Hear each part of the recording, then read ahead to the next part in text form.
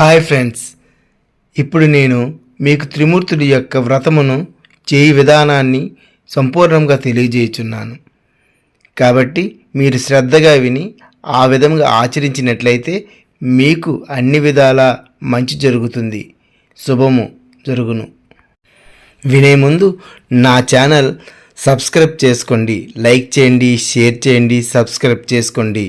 ఎన్నో మంచి విషయాలు మీకు తెలియజేస్తాను.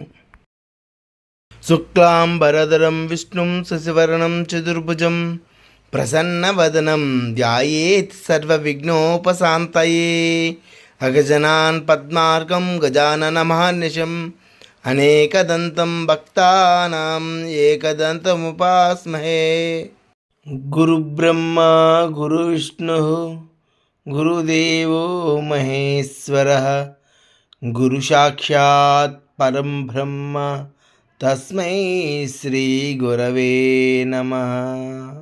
వందే శంభుముమాపతిం సురగురుం వందే జగత్కారణం, వందే పన్నగభూషణం మృగధరం, వందే పశునాళపతిం, వందే సూర్యశశాంకహోయినైనం, వందే ముకుందప్రియం, వందే భక్తజనాశ్రయం చ వరదం, వందే శివం శంకరం అని వినాయకుడిని ప్రార్థన చేసిన తర్వాత ఆచమనం చేయవలెను.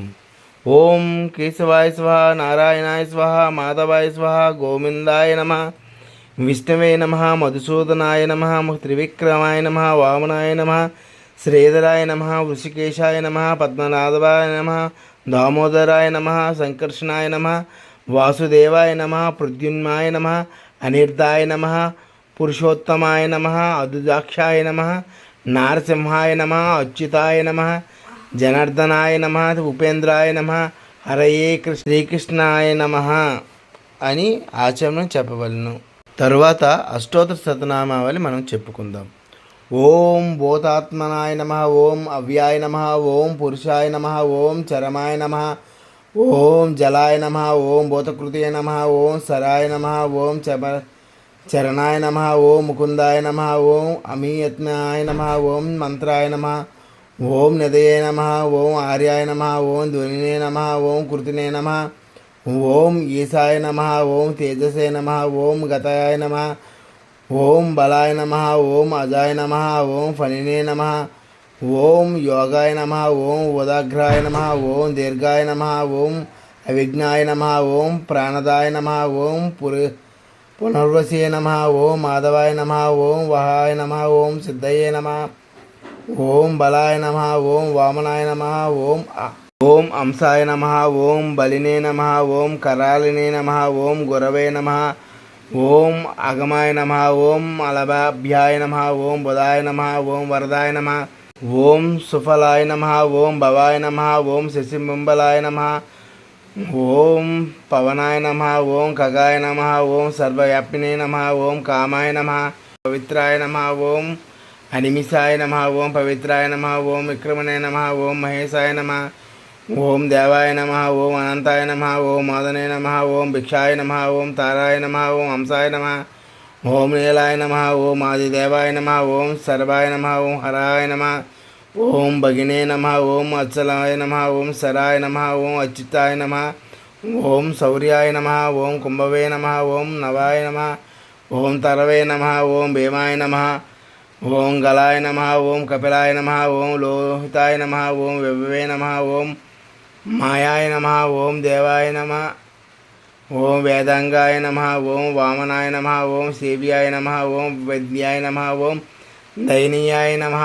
ఓం తుష్టాయ నమః, ఓం బంధనాయ నమః, ఓం హరాయ నమః, ఓం అనుసోయాయ నమః, ఓం బీజాయ నమః, ఓం అంజితాయ నమః, ఓం బలవంతే నమః, ఓం దేవాయ నమః, ఓం మహాదేవాయ నమః, ఓం మహాదేవాయ నమః, ఓం సుఖదేవాయ నమః, ఓం భక్తవత్సలాయ నమః, ఓం దేవాయ నమః, ఓం దేవాదిదేవాయ నమః, ఓం రావణే నమః, ఓం గురవే నమః, ఓం భోజనాయ నమః, ఓం సైనాందాయ నమః, ఓం వరుణాయ నమః, ఓం హరిశాయ నమః, ఓం హనుమత్యే నమ. ఓం మహాదేవాయ నమ. ఓం బ్రహ్మరూపిణే నమ. ఓం ప్రశాంత తనయే నమ.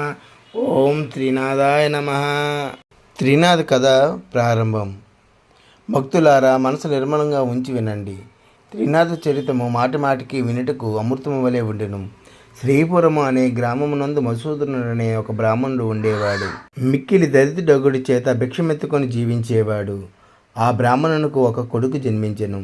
తల్లి పాలు లేనందున పిల్లవాడు కృషించుచున్నను.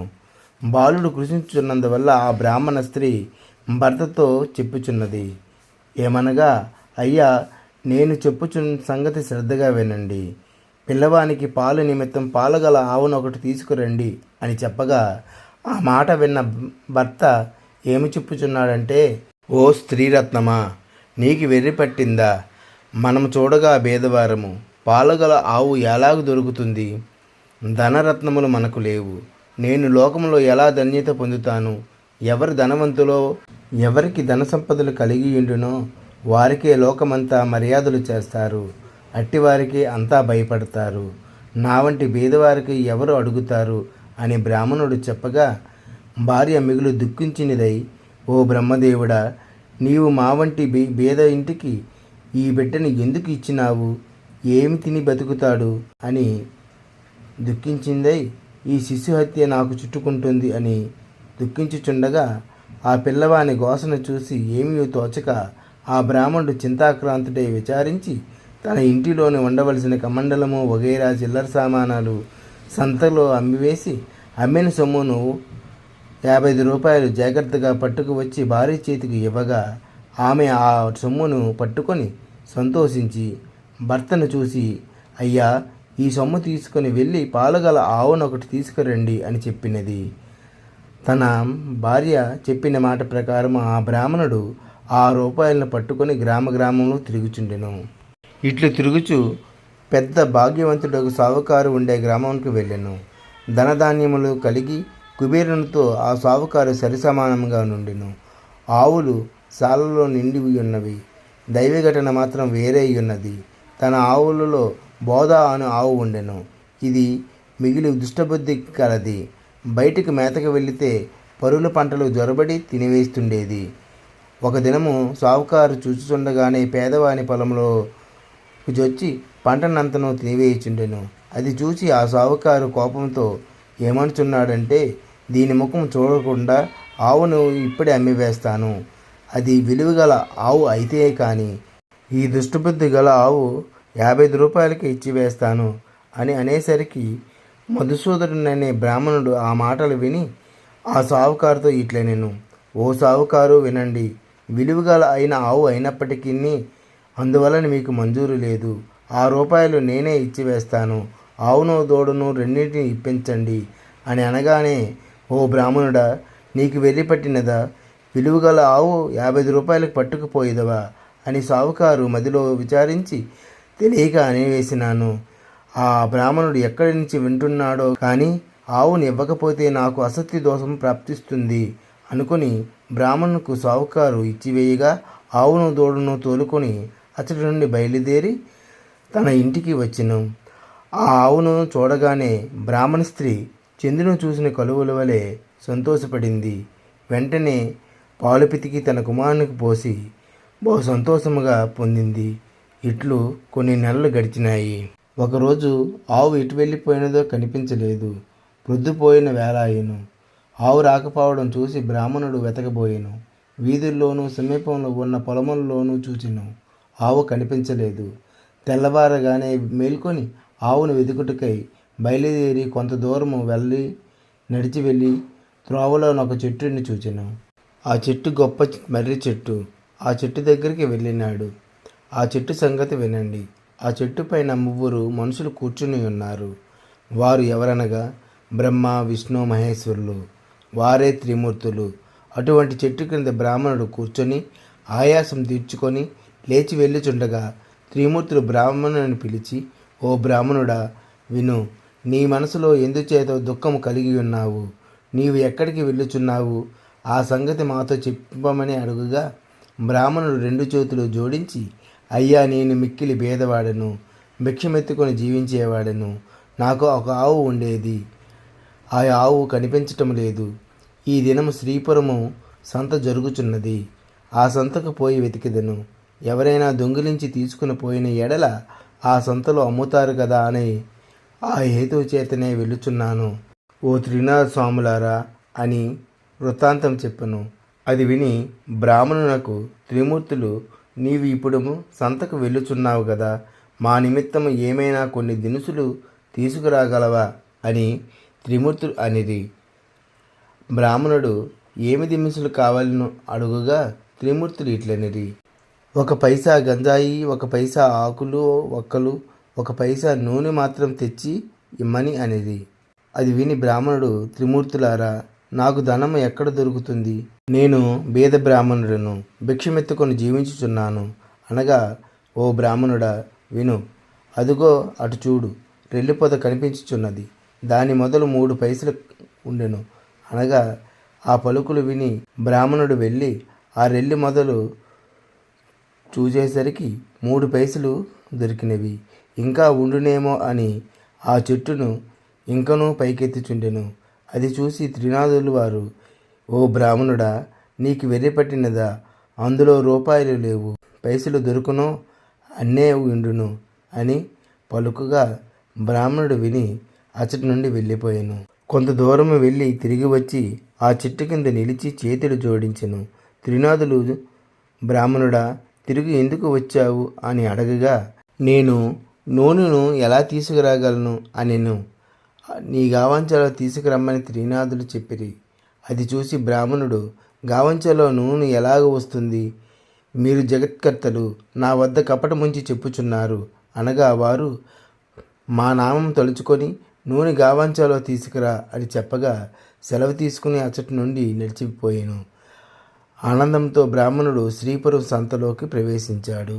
ఆవులుండే సంతకు వెళ్ళి చూడగా తన ఆవు కనిపించలేదు.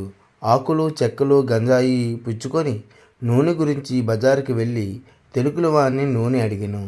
గావంచా చూసి ఇందులో 1 పైసా నూనె పోయమనెను. ఈ సంగతి తెలుగుల వారు చూసి, బ్రాహ్మణుడు పిచ్చివాడు కాబోలు, నూనె లేదు అని చెప్పాను. అచ్చటి నుండి ముసలి తలకిన వాని దగ్గరకు వెళ్ళి నూనె అడిగాను. ఆ ముసలివాడు చూసి, దిగుబట్టి నూనె ఎంతటిది కావాలను అని అడిగాను. 1 పైసా నూనె మాత్రము పట్టుకొని పోవదునని ఆ బ్రాహ్మణుడు చెప్పాను. తెలుగులవాడు నూనె కొలిచి ఇచ్చెను. బ్రాహ్మణుడు గావంచా చూపెను. తెలుగులవాడు, ఈ బ్రాహ్మణుడు వికారపువాడు కాబోలు, వీణ్ణి మోసం చేసి పైసా తీసుకుంటా అని ఆలోచించుకొని కొలత పాత్ర తిరగవేసి నూనె కొలిచి ఇచ్చెను. విప్రుడు గావంచా కొనసంగు పట్టుకొని అచ్చటి నుండి వెళ్ళిపోయాను. తెలుగులవాడు సంతలో కూర్చొని ఉండెను. ఆ కుండలో నూనె కొంచెమైనా లేదు. అది చూసి తెలుగులవాడు మూర్చబోయెను. తెలుగుల వాళ్ళు అందరూ పరుగెత్తి వచ్చి ముసలవాని ముఖం పైన నీళ్లు చల్లి సేద తీర్చి కూర్చోబెట్టిరి. అతనికి తెలివి రాగానే సంగతి ఏమని అడిగిరి. ఏమి చెప్పను, ఎక్కడి నుంచో ఒక బ్రాహ్మణుడు వచ్చి నూనె గిద్దెడు కొనెను, ఇప్పుడే అటు వెళ్ళెను. కుండలో నూనె చూడగా లేదని చెప్పగా అంతా విచారించెను. విప్రుడు ఒక ఆయన వచ్చి మమ్ము కూడా నూనె అడిగెను, లేదు అని అనగా వెళ్ళిపోయిను. ఇలాగూ అంతా విచారించగా పరిగెత్తి విప్రుని దగ్గరికి వెళ్ళి, ఓ బ్రాహ్మణుడా, మీరు చమురు కొని తెచ్చి ఉన్నారు, అది తక్కువగా ఉన్నది, పూర్తిగా ఇచ్చివేతము పట్టుకొని వెళ్ళండి అని అనగానే కుండలో నూనె భర్తీ అయిపోయినది. అది చూసి ముసలి తెలుగునివాడు ఆనందము చెప్పనలవి కాకుండా ఉన్నది. అప్పుడు కొలత పాత్ర పట్టుకొని తెలుగులవాడు చమురు జాగ్రత్తగా కొలిచి విప్రుని గావంచాలో చమురు ఉంచెను. అది పట్టుకుని విప్రుడు వెళ్ళిపోయాను. త్రినాథ స్వాములు వారి దగ్గరికి వెళ్ళి వారు చెప్పిన దినుసులు తెచ్చి ఇచ్చి సెలవు అడిగాను. సెలవు అడగగానే త్రిమూర్తులు విప్రునితో, ఓ ద్విజుడా, నీ కష్టం చూసి మా మదిలో దయగలిగినది. ఒక మాట వినుము, నీవు త్రినాథుల సేవ చేసేదివేని నీ దరిద్రములు పటాపంచలై అధిక సంపదలు కలుగును. త్రినాథులు చెప్పగా అది విని, స్వామి, ఏమి ద్రవ్యములతో మిమ్మలను పూజ చేయవలెను అనగా, అది విని, ఓ ద్విజుడా విను, మా పూజకు అధిక ద్రవ్యము అక్కరలేదు, కొంచెంతో తృప్తి పొందిదము. ఇప్పుడు నీవు తెచ్చిన 3 పైసల ఖర్చు చాలును. త్రిమూర్తుల ద్రవ్యం ఇంతే. 3 మట్టి ప్రమిదలు చేసి రాత్రి తొలిజాములో నీవు నీ ఇంటిలోనికి స్నేహితులను పిలిచి పూజా ద్రవ్యములు తెచ్చి అచ్చట ఉంచి ఈ వ్రతం చేయుము.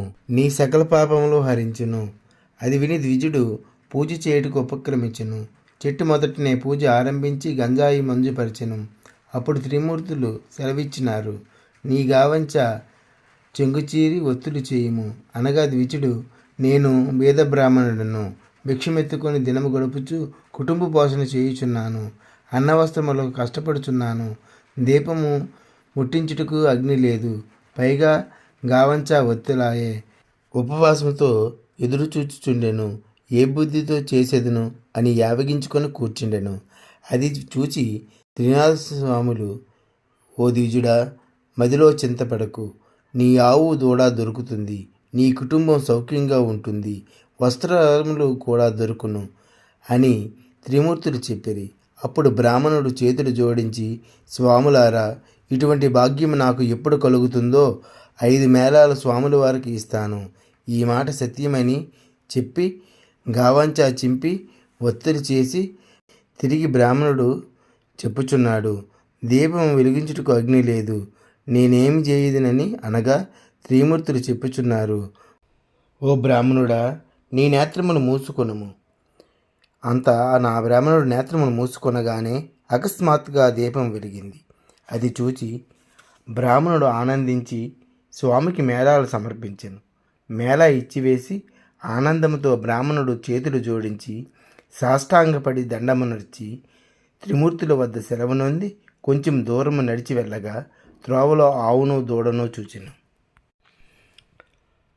సంతోషించి త్రినాథుల వారు నా యందు దయ ఉంచి ఆవును దూడను ఇచ్చి వేసినారు అని వారి పూజ బాగా చేసేనేని సంతోషించి త్రినాథుల వారు నా యందు దయ ఉంచి ఆవును దూడను తెచ్చి ఇచ్చినారు, వారి పూజ బాగుగా చేసితిని అని భావించుకొని ఆవును దూడను తీసుకొని వెళ్ళి ఇంటి వద్దకు చేరెను. చూడగా తన ఇంటిలో ధన సంపదలు సంపూర్ణమై ఉన్నవి.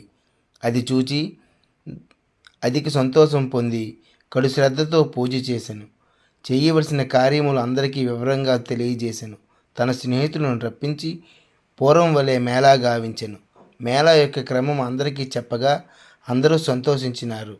ఆ రాజ్యములోనున్న ప్రజలందరూ త్రినాథ పూజ చేసి దరిద్రులుగా ఉన్నవారు కూడా కోటి సంపదలు గలవారైనారు. అందరి ఇండ్ల యందు సుఖము సంతోషము నిండి ఉన్నవి. దానివలన సావుకారులందరి వ్యాపారాలు పడిపోయినవి. ఆ వ్యాపారులందరూ ఆ దేశపు రాజు దగ్గర కేగి మొరపెట్టుకున్నారు.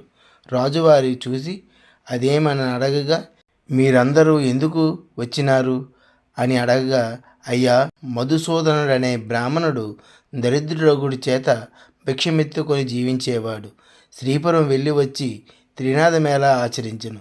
త్రినాథులు ఏమి దేవతలో వారిని బ్రాహ్మణుడు పూజించెను. సకల సంపదలు అతనికి కలిగినవి. మన ఊరిలో ఉన్న రైతులు 50 మంది ఈ త్రినాథ మేళా చేశారు. గుడ్డివారు, కుంటివారు అందరూ కూడా మేళా చేశారు. అందరూ మోక్షం పొందారు. ధనధాన్యాదులు కలిగి కుబేరులతో సరిసమానమైపోయారు. అందువలన మా వ్యాపారములు పడిపోయినవి. క్రయ విక్రయాలు ఎలా సాగుతాయి అని చెప్పగా రాజు విని చాలా కోపం తెచ్చుకొని సకల జనులను పిలిపించి ఇట్లు చెప్పాను, త్రినాథులు దేవతలా? ఏమి దేవతలు? వారిని మీరు ఎట్లు పూజించుతున్నారు? నేను చెప్పుచుంటిని వినండి. ఆ పూజ మీరు చేయకూడదు. అట్టి పూజ ఎవరు చేస్తారో వారు 500 రూపాయల జరిమానా ఇచ్చి 5 మాసముల ఖైదు చేయబడతారు. అట్లు లేని ఎడల శూలం వేయబడుతుందని రాజుగారు తాకీదు ప్రజలందరికీ పంపినారు. ఈ సంగతి త్రినాథ స్వాముల వారికి తెలిసి రాజుకు దండన విధించినారు. దాని ఫలితంగా రాజకుమారుడు చనిపోయాను. రాజుగారి నగరములో ఏడుపు ఘోష వినిపించుచున్నది. ప్రజలు, రైతులు వగైరా జనులు విని రాజు వద్దకు పరిగెత్తి వచ్చినారు. రాజు దైవకృప తప్పినందువలన తనకు కుమారుడు చనిపోయినాడని అనుకొనుచున్నారు. కుమారుని ముఖము చూచుచు రాజు ఏడ్చుచుండెను. తల్లి, బంధువులు మొదలైన వారు దుఃఖించినారు. ఆ కుమారుని శ్మశానము తీసుకువెళ్ళి దహనం చేయుటకు స్వర్ణభద్రా నది తీరము యందు ఆ శవాన్ని ఉంచినారు. త్రినాథులకు దయగలిగి ఈ రాజకుమారుని బతికింతమేని దేవునిపై నమ్మకం కలుగునని ఆలోచించి బ్రాహ్మణ రూపంలో ఆ స్థలమునకు త్రిమూర్తులు వచ్చినారు. రాజుగారి జనసమూహమును చూసి, మీరందరూ ఈ నదీ తీరమునకు ఎందుకు వచ్చినారు? ఏల విచారంగా కూర్చుని ఉన్నారు? ఈ పిల్లవాడు ఎందుకు పడుకుని ఉన్నాడు? ఇతని శరీరంలో చలనము లేదు అని అడుగుగా, త్రిమూర్తులతో వారు ఇలా చెప్పుచున్నారు, మీతో మేము ఏమి చెప్పగలం? ఈ రాజకుమారుడు చనిపోయెను అని చెప్పిరి. త్రినాథులు చెప్పుచున్నారు, ఈ పిల్లవాడు చనిపోలేదు. త్రినాథుల వారికి రాజు అపరాధం చేసినందువలన ఈ పిల్లవాడు చావు కలిగినది. ఇప్పుడు మీరందరూ త్రినాథులను భజించినట్లయితే ఈ పిల్లవాడు లేచి కూర్చుంటాడు. మేళా చేయుటకు రాజు ఒప్పుకున్నచో ఈ రాజపుత్రుడు బతుకుతాడు అని చెప్పి త్రిమూర్తులు అదృశ్యులైనారు. అంతా ఆ పలుకులు విని త్రినాథ స్వామివారి పేరు ఆ రాజు తనయని చెవిలో చెప్పినారు. 7 మేళాల చేయుటకు ఒప్పుకొనగానే రాజు తనయుడు లేచి కూర్చునేను. అది చూచి అందరూ సంతోషం ఉంది. అప్పుడు త్రిమూర్తుల పేర్లు మాటిమాటికి స్మరించుచున్నారు. అందరి నోట నుండి వచ్చిన పలుకులు సముద్రపు ఘోష వలె వినిపించుచున్నవి. అట్టి సమయంలోనొక సావుకారు ఆ ఏరు మీదుగా ఒక ఓడను తీసుకొని వెళ్ళుచుండెను. ఓడ నడిపించుకొని స్వర్ణభద్రా నది తీరాన్ని ప్రవేశించెను. ఘోష చేసిన స్థలమునకు బయలుదేరెను. వారిని చూసి, ఓ జనులారా, త్రినాథుల పేర్లు ఏమి పేర్లు మీరు స్మరించుచున్నారు కనుక వినుటకు శ్రద్ధగా ఉన్నది అనగా, రాజుగారి మనుషులు ఇలా చెప్పుచున్నారు, ఓ వర్తకుడా, బ్రహ్మ విష్ణు మహేశ్వరులు అనేవారే త్రినాథ స్వాములు. అటువంటి ప్రభువులకు మా రాజు మరిచి అపరాధం చేసినాడు. ఇతను రాజుగారి కుమారుడు. అపరాధం వలన చనిపోయిన ఇతనిని మేము తీసుకువచ్చి అగ్ని సంస్కారములు చేయుటకు కూర్చుని ఇంటిమి. అది చూచి ప్రభువులు వారికి దయగలిగెను. వచ్చి వీరిని బతికించెను. అందువలన 7 మేళాలు చేయుటకు ఒప్పుకున్నాము. వెంటనే రాజకుమారుడు బతికి కూర్చుండెను. ఇలాగు చెప్పగా సావుకారి మదిలో సంతోషించి, అటువంటి ప్రభు ఎక్కడ ఉన్నాడో చనిపోయిన రాజకుమారుని బతికించినాడు. నా 7 వాడలు ఒడ్డున ఉన్నవి. నేను ఈ వాడపై వెళ్ళి వస్తాను.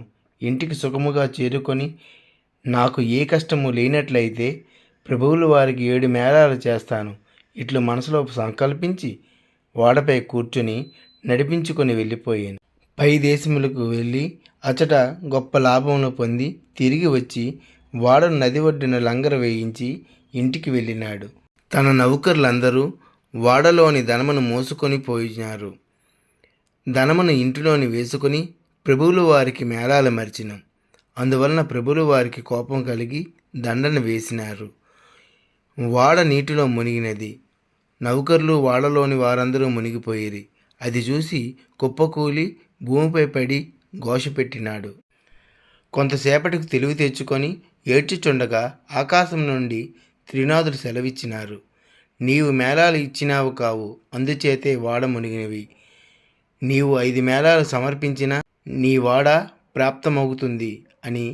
అది విని సావుకారు మదిలో దుఃఖించి, ముందు నేను సంకల్పం చేసి యుంటిని, ప్రభువులు వారి మహిమ మరిచితిని. ఇప్పుడు త్రినాథ స్వామి వారికి మేళా చేస్తాను అని మదిలో నిశ్చయించి మేళాకు కావలసిన సామాగ్రి తెప్పించి స్నేహితులను రప్పించి ప్రభువులు వారి మేళా సమర్పించి ప్రార్థించెను. నీటిలో మునిగిపోయిన ఓడలు వెంటనే తేలినది.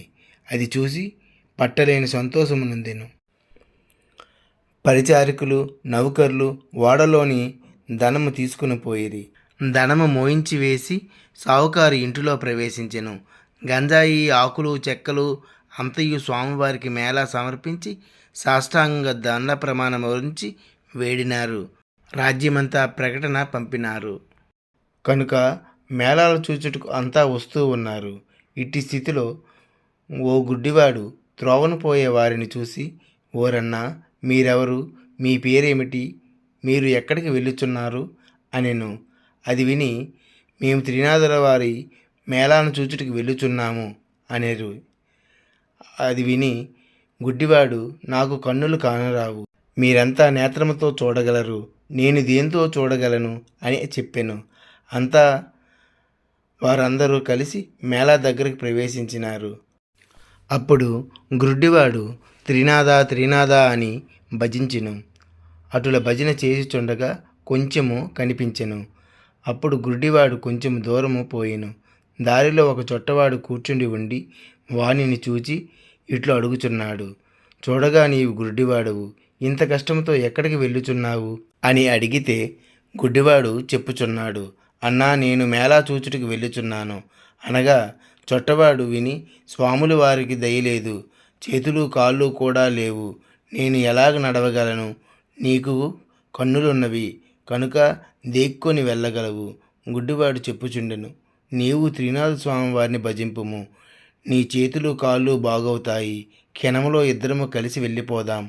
నీవు త్రినాథ స్వామి వారిని భజించినట్లయితే నీ బాధ నివారణ చేస్తారు అని చెప్పగా త్రినాథ త్రినాథ అని చొట్టవాడు భజించినాడు. ఓ గుడ్డి అన్న, నీకు కాళ్ళున్నవి కనుక నడవగలవు, నేను ఎలాగ నడవగలను? నన్ను నీ భుజములపై కూర్చోబెట్టుకొని తీసుకొని వెళ్ళుము, నేను నీకు త్రోవ చూపుతూ ఉంటాను, నిశ్చింతగా ఇద్దరము వెళ్ళిపోదాము అని చొట్టవాడు చెప్పాను. ఆ పలుకులు విని గుడ్డివాడు చొట్టవాడిని భుజములపై కూర్చోబెట్టుకొని మెల్లగా నడుచుకొని పోయాను. కొంత దూరం వెళ్ళగా త్రోవలో ఆయాసంతో కూర్చుండెను. గుడ్డివాడు చెప్పుచుండెను, నేస్తం, నా నేత్రములు నిర్మలుగా కనిపించుచున్నవి అనగా చొట్టవాడు చెప్పుచుండెను, అయ్యా, నేనిప్పుడు నడిచి వెళ్ళగలను. అట్లు ఈ గుడ్డివాడు చొట్టవాడు కలిసి త్రినాథ స్వామి మేళాకు దగ్గరికి ప్రవేశించినారు. ఆ మేళా స్థలమునకు నిత్యము ఒక వైష్ణవుడు వస్తూ ఉండెను. అతడు మేళా పూర్తి కాకుండానే ఇంటికి వెళుతూ ఉండేవాడు. నిత్యము అదే మాదిరిగా మేళా చెల్లకుండా వెళుతూ ఉండేవాడు. అతన్ని ఈ ప్రొద్దున్న అందరూ కలిసి ఇలా అన్నారు, మన స్థానమందు కూర్చోబెట్టవద్దు అని అనుకొనుచు అంతా వైష్ణవుని చూసి, మేళా చెల్లకుండా నీవు వెళ్తుంటావు కాబట్టి నిన్ను మేళా వద్దకు రాకుండా ఆపివేయడమైనది అని చెప్పగా, వైష్ణవుడు నా అపరాధం క్షమించండి, మేళా పూర్తి కాకుండా ఇక వెళ్ళను. నేను నిజముగానే చెప్పుచున్నాను, నా గురువు ఇచ్చటకు వచ్చినా సరే విడిచి వెళ్ళను. నేను సత్యమే చెప్పుచున్నాను. దైవయోగమున ఆ దినము ఆ గురువు వైష్ణవుని ఇంటికి వచ్చెను. వైష్ణవుడు ఎక్కడికి వెళ్ళెను? ఈ పొద్దున్న అతడు కనిపించలేదే అని శిష్యుని గురించి అడిగగా వాని తల్లి చెప్పుచున్నది, నా కుమారుడు మేళాకి వెళ్ళి ఉన్నాడు అని చెప్పగా గురువు, ఆ మేళా ఎవరిది అని అడిగాను. అందులో ఆమె, అది త్రినాథ మేళ అని చెప్పినది. ఆ మాటలు విని గురువు అక్కడికి వెళ్ళి చూడగా అంతా త్రినాథ స్వామి వారిని శ్రద్ధతో పూజ చేయుచున్నారు.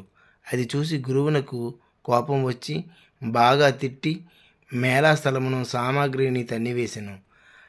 ఆ తరువాత వైష్ణవునిపై కోప్పడి బరబరా లాక్కుపోయి కొంత దూరం వెళ్ళేసరికి బోరున వర్షం కురిసి కటిక చీకటి కావడం వలన నడిచే త్రోవ కనిపించడం లేదు. గురు శిష్యులు చెల్లా చెదురై ఎలాగైతే గురువు గారి ఇంటికి చేరుకున్నారు. గురువు ఇంటిలో చూడగా తన తల్లి ద్వారం వద్ద కూర్చుని ఏడ్చుచున్నది. గురువు ఆశ్చర్యపడి చూడగా భార్యను కుమారుడును చచ్చిపడి ఉన్నారు. అది చూసి గురువు మూర్ఛపోయెను. శిష్యుడు పట్టుకొని కూర్చోబెట్టి ముఖంపై నీళ్లు చల్లి, అయ్యా, తమరు త్రినాథ స్వామి వారికి అపరాధం చేసినారు, త్రినాథ మేళ పాడు చేసినారు, అందులకు ప్రతిఫలం మీరు ఇప్పుడు నిష్ఠతో స్వామివారి మేళా చేసిన ఎడల మీ భార్య కుమారుడు బ్రతుకుతారు అని శిష్యుడు చెప్పగా గురువు ఆ మాటలు విని 5 మేళాలు ఇచ్చుటకు ఒప్పుకొనెను. అంతలో భార్య కుమారుడు లేచి ఉన్నారు. త్రినాథ మేళ భగ్నం చేసినందుకు తగు శిక్ష జరిగినది.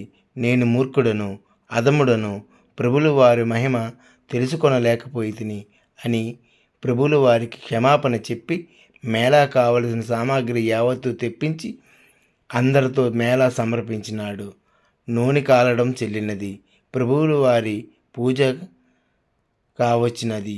గంజాయి ధూపం సమర్పించి ఆకులు ఒక్కలు ప్రసాదము అందరూ పుచ్చుకొని స్వీకరించి సుఖము అనుభవించినారు.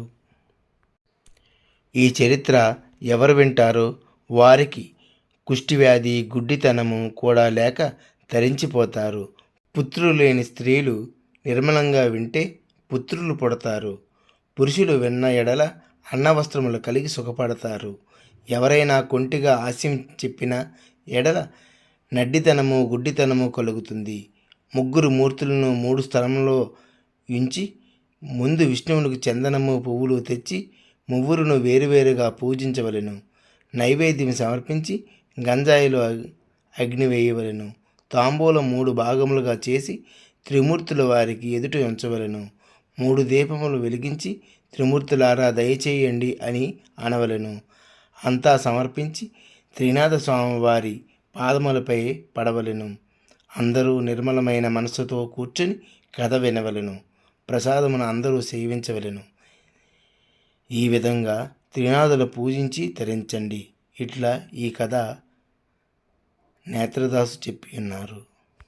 మంగళం భగవాన్ విష్ణు మంగళం మధుసూదన మంగళం పుండరీకాక్ష మంగళం గరుడధ్వజ నీలాచల నివాసాయ నిత్యాయ పరమాత్మనే సుభద్ర ప్రాణనాదాయ శ్రీనివాసాయ మంగళం దత్తాత్రేయాయ పూజ్యాయ శ్రీ త్రినాథాయ మంగళం. ఫ్రెండ్స్, విన్నారుగా త్రినాథ స్వాముల వారి వ్రతము. మీకు ఎటువంటి సందేహాలు ఉన్నా మాకు కామెంట్ చేయండి, మీకు పూర్తిగా వివరిస్తాను. లైక్ చేయండి, షేర్ చేయండి, సబ్స్క్రైబ్ చేసుకోవడం మర్చిపోవద్దు. సర్వే జనా సుఖినో భవంతు. మంగళమస్తు.